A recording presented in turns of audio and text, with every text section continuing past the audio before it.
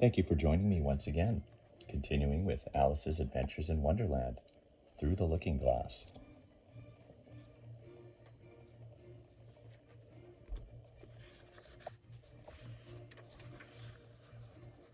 Chapter 6, Pig and Pepper.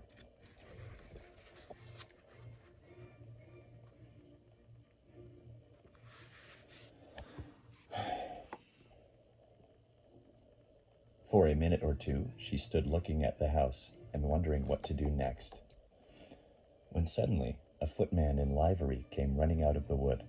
She considered him to be a footman because he was in livery. Otherwise, judging by his face only, she would have called him a fish, and rapped loudly at the door with his knuckles. It was opened by another footman in livery, with a round face and large eyes like a frog, and both footmen, Alice noticed, had powdered hair that curled all over their heads. She felt very curious to know what it was all about, and crept a little way out of the wood to listen. The fish footman began by producing from under his arm a great letter, nearly as large as himself, and this he handed over to the other, saying in a solemn tone, "For the Duchess, an invitation from the Queen to play croquet." Just going to turn this music down a bit. Then they both bowed low, and their curls got entangled together. Alice laughed so much at this, and she had to run back into the wood for fear of their hearing her. And when she next peeped out, the fish footman was gone, and the other was sitting on the ground near the door, staring stupidly up into the sky. Excuse me. Alice went timidly up to the door and knocked. "There's no sort of use in knocking," said the footman, "and that for two reasons. First, because I'm on the same side of the door as you are. Secondly, because they're making such a noise inside. No one could possibly hear you, and certainly there was a most extraordinary noise going on within, a constant howling and sneezing, and every now and then a great crash, as if a dish or kettle had been broken to pieces." "Please, then," said Alice, "how am I to get in?" "There might be some sense in your knocking," the footman went on without attending to her, "if we had the door between us. For instance, if you were inside, you might knock, and I could let you out, you know." He was looking up into the sky all the time he was speaking, and this Alice thought decidedly uncivil. "But perhaps he can't help it," she said to herself. "His eyes are so very near at the top of his head. But at any rate, he might answer questions.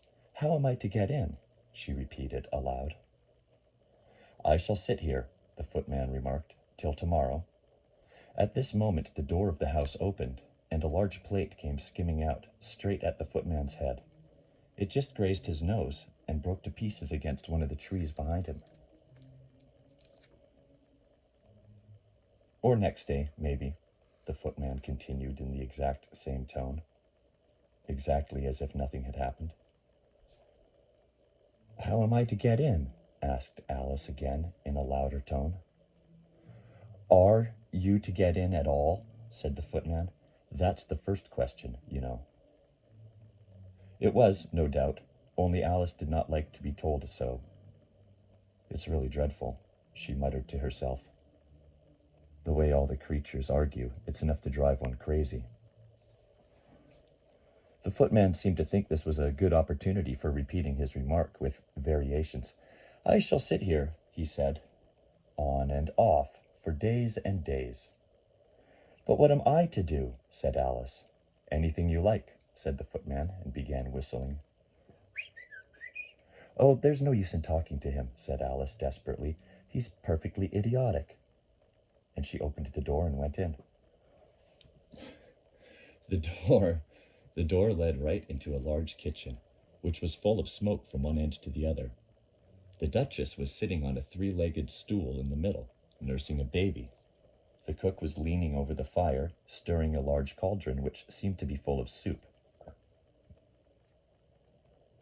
There's certainly too much pepper in that soup, Alice said to herself, as well as she could for sneezing. There was certainly too much of it in the air. Even the Duchess sneezed occasionally, and as for the baby, it was sneezing and howling alternately without a moment's pause. The only things in the kitchen that did not sneeze were the cook and a large cat which was sitting on the hearth and grinning from ear to ear.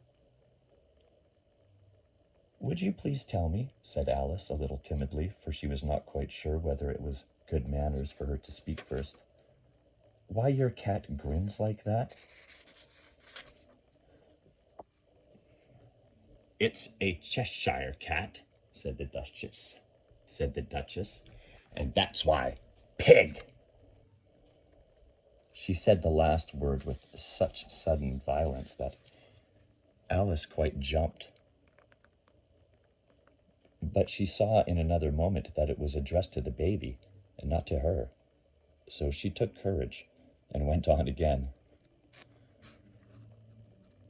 "I didn't know that Cheshire cats always grinned. In fact, I didn't know that cats could grin."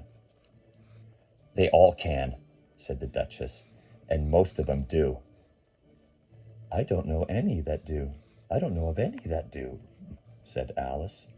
Alice said, very politely, feeling quite pleased to have got into a conversation. "You don't know much," said the Duchess, "and that's a fact." Alice did not like at all the tone of this remark and thought it would be as well to introduce some other subject of conversation. While she was trying to fix on one, the cook took the cauldron of soup off the fire and at once set to work throwing everything within her reach at the Duchess and the baby. The fire irons came first, then followed a shower of saucepans, plates, and dishes. The Duchess took no notice of them even when they hit her, and the baby was howling so much already that it was quite impossible to say whether the blows hurt it or not.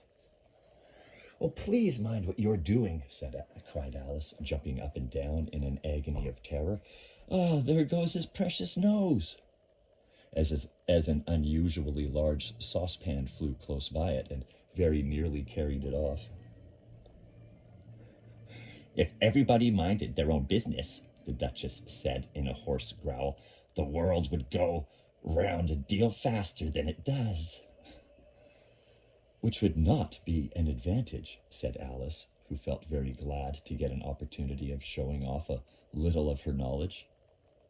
"Just think of what work it would make with the day and night. You see, the earth takes 24 hours to turn round on its axis." "Talking of axes," said the Duchess, "chop off her head." Alice glanced rather anxiously at the cook to see if she meant to take the hint, but the cook was busily stirring the soup and seemed not to be listening, so she went on again. 24 hours, I think, or is it 12? Don't bother me," said the Duchess. "I never could abide figures." And with that she began nursing her child again, singing a sort of lullaby to it as she did so, and giving it a violent shake at the end of every line. "Speak roughly to your little boy, and beat him when he sneezes. He only does it to annoy, because he knows it teases." Whoa, whoa, whoa, whoa, whoa, whoa. While the Duchess sang the second verse of the song, she kept tossing the baby violently up and down, and the poor little thing howled so that Alice could hardly hear the words. "I speak severely to my boy. I beat him when he sneezes, for he can thoroughly enjoy the pepper when he pleases. Wow, wow, wow, wee, wow, wee, wow." "Here, you may nurse it a bit, if you like," the Duchess said to Alice, flinging the baby at her as she spoke. "I must go and get ready to play croquet with the Queen." And she hurried out of the room. The cook threw a frying pan after her as she went out, but it just missed her. Alice caught the baby with some difficulty, as it was a queer-shaped little creature and held out its arms and legs in all directions. Just like a starfish, thought Alice. The poor little thing was snorting like a steam engine when she caught it, and kept doubling itself up and straightening itself out again, so that altogether, for the first minute or two, it was as much as she could do to hold it. As soon as she had made out the proper way of nursing it, which was to twist it up into a sort of knot and then keep tight hold of its rear ear and left foot so as to prevent its undoing itself, she carried it out into the open air. If I don't take this child away with me, thought Alice, they're sure to kill it in a day or two. Wouldn't it be murder to leave it behind? She said the last words out loud, and the little thing grunted in reply. It had left off sneezing by this time. Don't grunt, said Alice. That's not at all a proper way of expressing yourself. The baby grunted again, and Alice looked very anxiously into its face to see what was the matter with it. There could be no doubt that it had a very turned-up nose, much more like a snout than a real nose. Also, its eyes were getting extremely small for a baby. Altogether, Alice did not like the look of the thing at all, but perhaps it was only sobbing, she thought, and looked into its eyes again to see if there were any tears. No, there were no tears. If you're going to turn into a pig, my dear, said Alice seriously, I'll have nothing more to do with you. Mind now. The poor little thing sobbed again, or grunted. It was impossible to say which, and they went on for some while in silence. Alice was just beginning to think to herself, now, what am I to do with this creature when I get it home? When it grunted again so violently that she looked down into its face in some alarm. This time there could be no mistake about it. It was neither more nor less than a pig, and she felt that it would be quite absurd for her to carry it any further. So she set the little creature down, and felt quite relieved to see it trot away quietly into the wood. If it had grown up, she said to herself, it would have made a dreadful ugly child. But it makes rather a handsome pig, I think. And she began thinking over other children she knew, who might do very well as pigs, and was just saying to herself, if one only knew the right way to change them, when she was a little startled by seeing the Cheshire cat sitting on a bough of a tree a few yards off. The cat only grinned.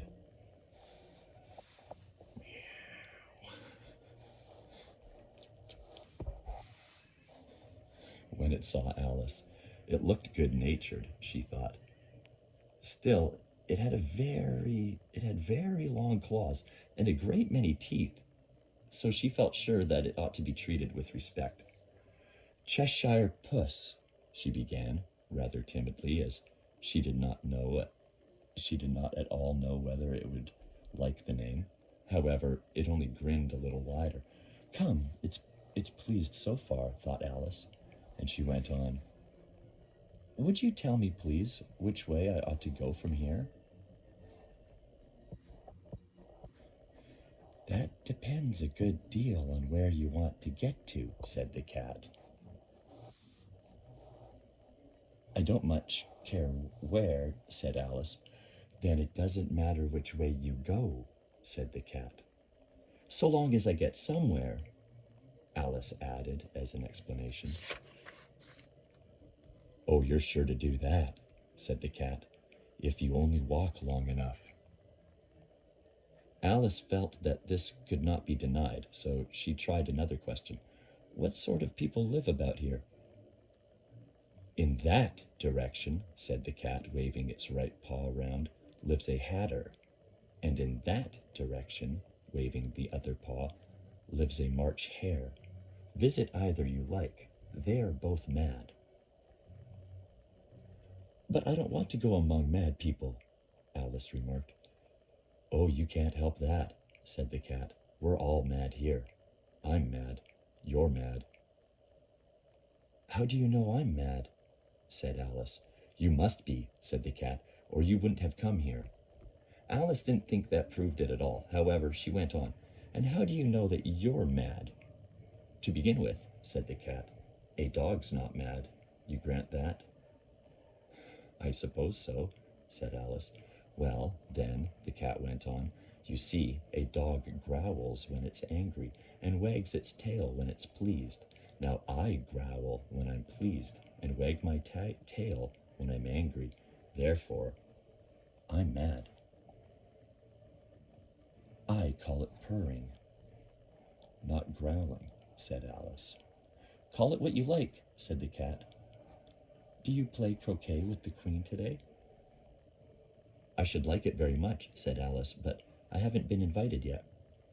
You'll see me there, said the cat, and it vanished. You'll see me there, said the cat, and vanished. Alice was not much surprised at this. She was getting so used to queer things happening. While she was looking at the place where it had been, it suddenly appeared again. By the by, what became of the baby? Said the cat. I'd nearly forgotten to ask. It turned into a pig, Alice quietly said, just as if it had come back in a natural way.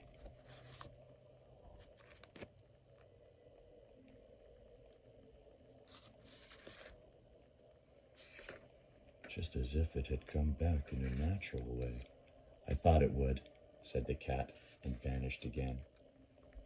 Alice waited a little, half expecting to see it again, but it did not appear, and after a minute or two she walked on in the direction in which the March hare was said to live. I've seen hatters before, she said to herself.